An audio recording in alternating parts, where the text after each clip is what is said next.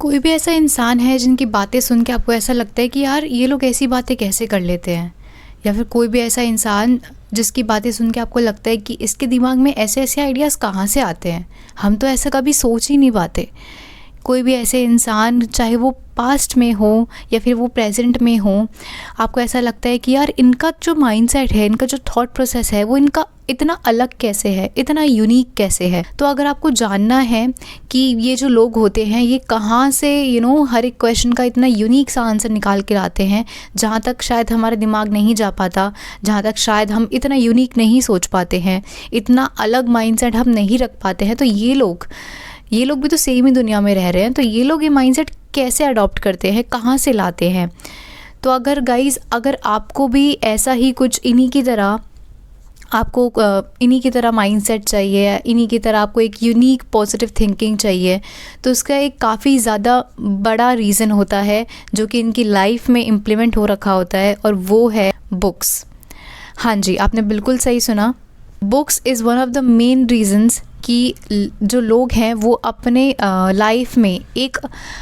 Positive approach ला पाते हैं। Book is a main reason कि लोग अपने माइंडसेट को बिल्ड कर पाते हैं, अपना जो एक थिंकिंग है वो एक अलग ही लेवल की थिंकिंग बना पाते हैं अपने माइंड की, अपने ब्रेन को एक अलग तरीके से वो लोग डिज़ाइन कर पाते हैं। और इसीलिए वो जो लोग होते हैं जो बुक पढ़ते हैं, उनका जो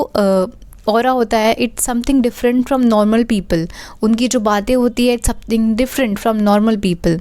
तो अगर आप भी एक ऐसे इंसान हैं जिसको एक ऐसा यूनिक सा माइंडसेट लेना है, एक क्रिएटिव थिंकिंग लेनी है, अगर आपको भी लोगों को इम्प्रेस करना है, लोगों को अपने माइंडसेट से आपको अट्रैक्ट करना है, so I think reading books is one of the major reasons that you have to start in your life. और अगर मैं बात करूँ कि कुछ लोग बोलेंगे कि बुक्स क्यों पढ़नी है, अगर बुक्स ही पढ़ने की बात है, अगर यही बात है कि बुक्स के अंदर जो नॉलेज है अगर वही हमें गेन करनी है, तो हम ऑडियो बुक्स ले लेते हैं, हम ऑडियो बुक्स से काम चला लेंगे। बट अगर मैं बात करूँ ऑडियो बुक्स की और एक नॉर्मल ट्रेडिशनल तरीका बुक पढ़ने का, दैट इज़ आपके हाथ में एक फ़िज़िकल बुक है, आप उसको खोल के बैठे हो एक जगह पे और आप उसको पढ़ रहे हो, तो एक जो फिज़िकल ट्रेडिशनल तरीका होता है एक बुक पढ़ने का, वो काफ़ी ज़्यादा डिफरेंट होता है और उसके काफ़ी ज़्यादा बेनिफिट्स होते हैं as compare to the audio book. तो अगर मैं बात करूँ ऑडियो बुक्स की, तो गाइस जब भी आप ऑडियो बुक से बुक की नॉलेज लेने की कोशिश करते हो, तो ऑडियो बुक में क्या होता है कि जब भी हम कोई ऑडियो बुक सुन रहे होते हैं तो ज़रूरी नहीं है कि हमारा ध्यान 101% हमारी ऑडियो बुक पर ही होगा, क्योंकि जब भी हम सुन रहे होते हैं तो हमारा 100% कॉन्सेंट्रेशन नहीं होता। ऐसा हो सकता है कि ऑडियो बुक चल रही है लेकिन हमारे दिमाग में कुछ और चल रहा है, हम सुन तो रहे हैं लेकिन हमारा पूरा कॉन्सेंट्रेशन उस पर नहीं है, हमारे दिमाग में कुछ और चल रहा है बैकग्राउंड में, और हम साथ ही साथ सुनते जा रहे हैं। दूसरी चीज़ ये कि जब आप एक फ़िज़िकल किताब लेके बैठते हो, तब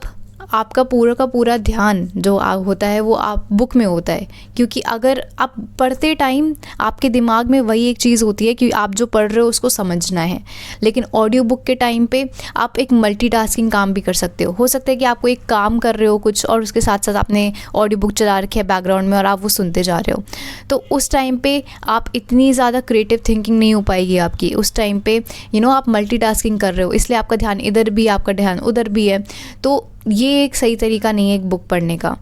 बेसिकली जो फिज़िकल ट्रेडिशनल तरीका होता है वो क्यों बेनिफिशियल है और वो क्या बेनिफिट देता है कि लोग इतने ज़्यादा अडेप्ट हो जाते हैं, लोग इतने ज़्यादा, उनकी जो थिंकिंग है वो इतनी ज़्यादा हाई हो जाती है, उनका जो कॉन्फिडेंस लेवल है वो इतना ज़्यादा बढ़ जाता है, उनकी जो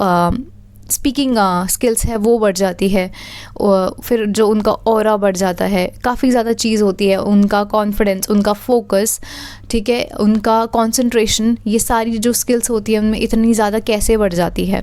तो गाइस जब भी हम एक ट्रेडिशनल तरीके से एक फ़िज़िकल बुक पढ़ रहे होते हैं, सबसे पहली चीज़ हम सारा काम छोड़ के एक जगह बैठ के वो बुक पढ़ रहे होते हैं,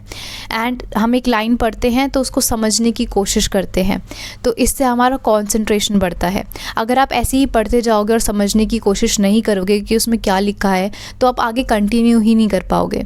अगर आप समझ के बुक पढ़ते हो तो इसका मतलब है कि आप एक एक लाइन को समझ रहे हो, आपका माइंड जो है वो उस तरफ कंसंट्रेट करने की कोशिश कर रहा है, आपकी फोकस पावर बढ़ती है, आपका कंसंट्रेशन पावर बढ़ता है इससे। साथ ही साथ ऑब्वियसली आपका जो कम्युनिकेशन स्किल्स है, आपकी जो रीडिंग एबिलिटी है, आपकी वोकैबुलरी है, आपकी इंग्लिश है, अगर हिंदी की बुक पढ़ रहे हो तो आपकी कोई भी लैंग्वेज में आप बुक पढ़ रहे हैं तो वो जो लैंग्वेज है उस पर आपकी कमांड बनती है, राइट। उसके साथ साथ ऑब्वियसली आप जो भी पढ़ रहे हैं उसमें आपका पूरा फोकस होता है और आपको चीज़ें अच्छे से समझ में आती हैं, जिससे आपका माइंडसेट बनता है।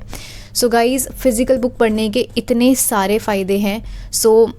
आई नो आज के टाइम में ई बुक्स आ गई हैं, ऑडियो बुक्स आ गई हैं, बट जो बेस्ट तरीका है बुक पढ़ने का, that is the traditional one,